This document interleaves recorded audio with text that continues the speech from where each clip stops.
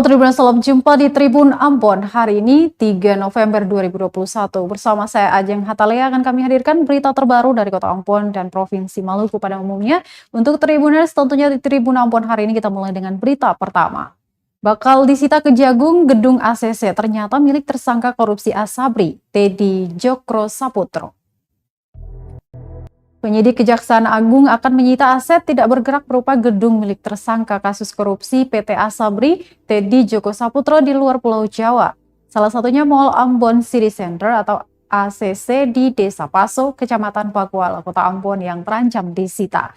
Kepala Kejari Ambon Dian Fritsnale pun tak menepik hal tersebut. Menurutnya, penyitaan aset tersangka milik Teddy Joko Saputro tersebut dilakukan untuk mengganti kerugian negara dalam perkara korupsi PT Asabri sebesar 22,78 triliun. Sebelumnya, penyidik Jaksa Agung Muda Jampitsus Kejaksaan Agung telah menyita satu unit rumah mewah seluas 500 meter persegi di wilayah Pantai Indah Kapuk, Jakarta Utara milik Teddy pada Kamis 14 Oktober 2021 lalu. Kasus ini sendiri disebut merupakan kasus korupsi terbesar yang pernah terjadi di Indonesia. Nale menjelaskan saat ini Kejari Ambon tengah melakukan koordinasi dengan pihak terkait, termasuk BPN, Pengadilan, dan Sekretaris Kota Ambon. Pusat perbelanjaan modern di Ibu Kota Provinsi Maluku, Ambon City Center Paso oleh Jaksa akan disita jadi salah satu barang bukti kasus mega korupsi 22 triliun PT Asuransi Angkatan Bersenjata Republik Indonesia atau Asabri. Mall ACC tersebut salah satu aset dari milik pengusaha Teddy Joko Saputro dan adiknya Beni Joko Saputro, 2 dari 12 tersangka kasus dengan kerugian negara terbesar di Indonesia ini.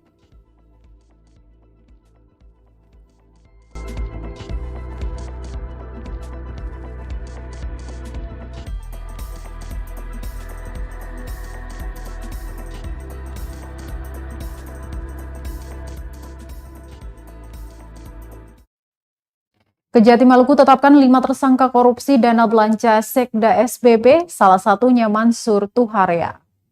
Kejaksaan Tinggi Maluku menetapkan 5 tersangka perkara dugaan korupsi anggaran belanja langsung pada Sekretariat Daerah Kabupaten Seram Bagian Barat tahun 2016, yakni berinisial RT, AP, AN, UH, dan berinisial MT yang diduga Sekretaris Daerah SBB Mansur Tuharia. Demikian disampaikan Kasipenkum dan Humas Kejati Maluku Wahyudi Kareba, Kareba, pada tribunambon.com pada Rabu 3 November 2021. Disinggung keterkaitan Sekda SBB, Wahyudi enggan berkomentar. Dijelaskan dari hasil audit Inspektorat Maluku terhitung kerugian keuangan negara mencapai 7 miliar rupiah dari total anggaran senilai 18 miliar rupiah. Dia melanjutkan tim penyidik akan melakukan tahap lanjutan dengan pemanggilan saksi dan tersangka.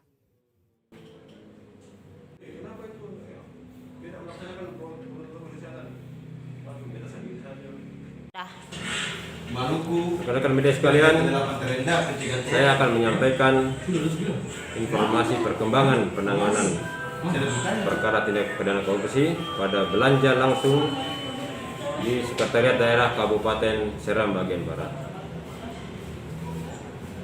Kejaksaan Tinggi Maluku telah menetapkan 5 orang sebagai tersangka,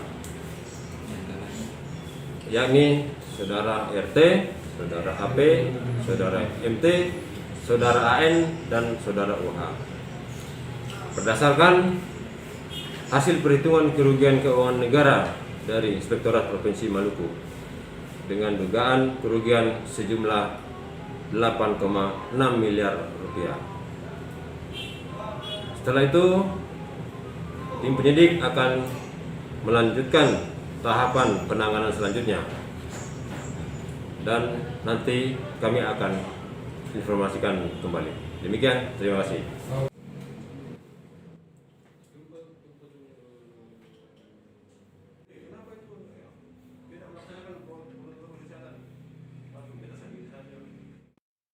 Baik Tribuners, kita ke berita lain. Penentuan calon Sekota Ambon tunggu rekomendasi KSN. Ini kata Wali Kota Ambon Richard Lohana PC. Pemkot Ambon sudah mengirimkan 6 nama hasil seleksi calon sekretaris Kota Ambon ke Komisi Aparatur Sipil Negara atau KSN. Pemkot masih menunggu rekomendasi dari KSN untuk menentukan jabatan definitif Sekot Ambon. Richard Lohanapesis menyebut setelah mendapat rekomendasi dari KSN, barulah wali kota sebagai pejabat pembina kepegawaian akan memilih langsung sekretaris Kota Ambon. Kemudian akan mengusulkan pelantikan calon sekda ke Kemendagri melalui gubernur. Kata Lohanapesis, dirinya tidak terlibat dan tidak mengintervensi hasil seleksi dan rekomendasi dari KSN nantinya. Hasil akhir akan dibahas siapa yang lebih layak sesuai kriteria yang sudah ditentukan. Diketahui Tribuners, 6 nama hasil seleksi calon Sekot Ambon yakni Agus Ririmase, Enrico Matitaputi, Fahmi Salatalohi, Joyan Rians, Jopi Selano, dan Samuel Huai.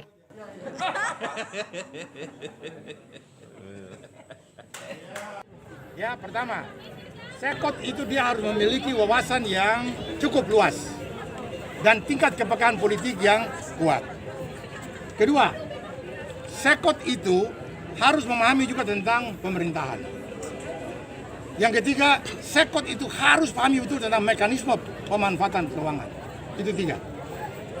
Berdasarkan peringkatan, itu menurut penilaian dari luar.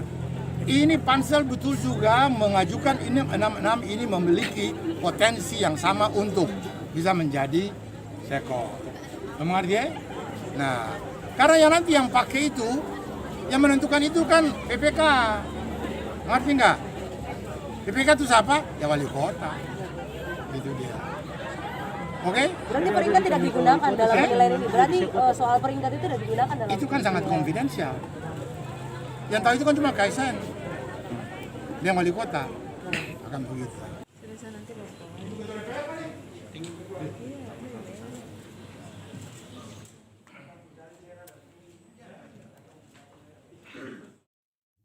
Penumpang di Bandara Patimura Ambon cukup pakai antigen saja jika sudah vaksin lengkap. Pemerintah Indonesia telah memperlakukan aturan terbaru terkait syarat perjalanan udara domestik. Aturan terbaru itu tak berbeda jauh dengan aturan yang telah dikeluarkan pekan lalu. Hanya saja beberapa aturan dan syarat perjalanan via udara itu pun telah dirubah. Jika sebelumnya dalam Surat Edaran Kementerian Perhubungan nomor 88 dan nomor 93 tahun 2021, penumpang wajib melampirkan bukti negatif PCR test berdasarkan SE terbaru, PCR test sudah tidak lagi diwajibkan. Bandara Patimura Ambon pun akan memperlakukan hal tersebut terhitung sejak hari ini Rabu pagi. Menurut Legal Compliance and Stakeholder Relationship Management PT Angkasa Pura I Bandara Patimura Ambon, Aditya Narendra mengatakan pihaknya baru saja mendapatkan SE tersebut untuk kemudian diberlakukan mulai 3 November 2021.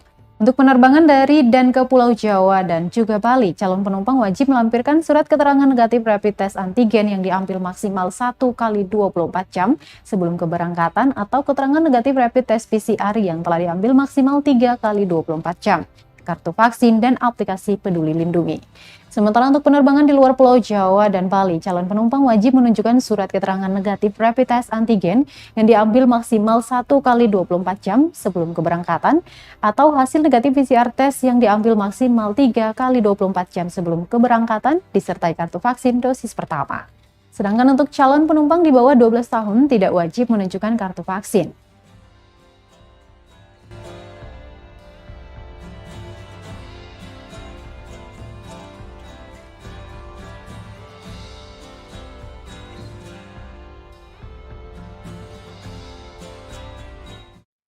Dari Kota Ambon, kita ke Kabupaten Maluku Tengah. Tribuners, HUT Kota Masohi ke-64 dirayakan secara sederhana. Hari ulang tahun Kota Masohi yang ke-64 tahun kali ini dirayakan secara sederhana oleh pemerintah Kabupaten Maluku Tengah.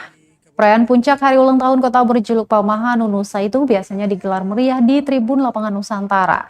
Namun kali ini digelar sederhana di Balai Insinyur Soekarno Pandopo Bupati Kota Masohi pada Rabu 3 November 2021. Bupati Maluku Tengah Tuasi Kalabuah mengatakan kesederhanaan puncak HUT kali ini dikarenakan kondisi pandemi COVID-19 yang saat ini masih menghantui dunia, tak terkecuali Kota Ambon, Masohi, dan Indonesia pada umumnya. Selain itu, untuk memastikan tidak lagi terjadi penambahan pasien COVID-19 pasca Maluku Tengah mencapai angka 0 kasus pada 22 Oktober 2021 lalu. Ditambah pencapaian vaksinasi di daerah itu juga belum maksimal, sehingga Bupati tidak membolehkan perayaan dirayakan secara meriah.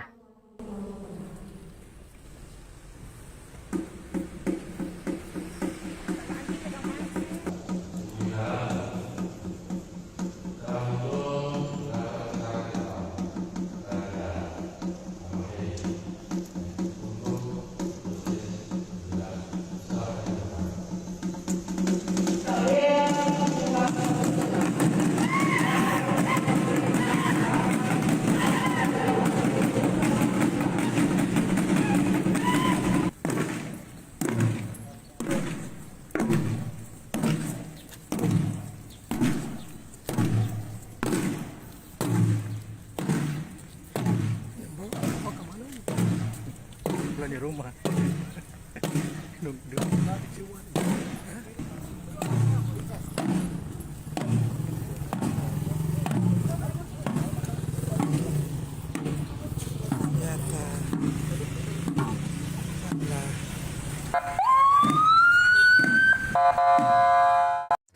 Baik, Tribuners, kita ke berita terakhir. Miris, pasar BTN UN Pantai Kota Tual malah dijadikan lokasi pacaran. Pasar BTN UN Pantai di Kecamatan Dula Selatan, Kota Tual, Maluku malah dijadikan lokasi favorit remaja untuk memadu kasih. Sebab bangunan pasar tersebut cukup sepi karena sudah tak difungsikan sebagai pasar sesuai tujuan awal. Padahal pasar yang dibangun dengan biaya miliaran rupiah itu diharapkan menjadi pusat perdagangan. Hal tersebut diungkapkan tokoh masyarakat Tual Corneles Tarantein. Dia mengatakan pasar tersebut tidak pernah difungsikan masyarakat maupun pedagang untuk jual beli. Pantauan tribunambon.com di lokasi, tak sedikit remaja putra dan putri nongkrong di pasar tersebut. Selain itu, lahan dan bangunannya juga semakin memprihatinkan. Rumput liar banyak yang tumbuh di sini, di sana-sini tak terlihat ada perawatan seperti misalnya rumputan dibersihkan. Kemudian bangunannya juga mulai rapuh dan tak terawat sama sekali. Menurut Tarantein, sebagai aset pemerintah, semestinya lahan tersebut difungsikan agar kembali bermanfaat. Tarantein mengaku sangat menyayangkan hal tersebut, padahal pembangunan memakan anggaran lumayan besar. Diketahui pasar ini dibangun dengan dana alokasi khusus fisik Kementerian Perdagangan pada 2017 lalu. Bangunan pasar pernah difungsikan sebagai pusat transaksi jual beli kebutuhan pokok masyarakat sekitar di akhir 2019. Namun belum setahun berdiri, para pedagang yang beroperasi memutuskan untuk menutup lapak dan tak lagi berjualan.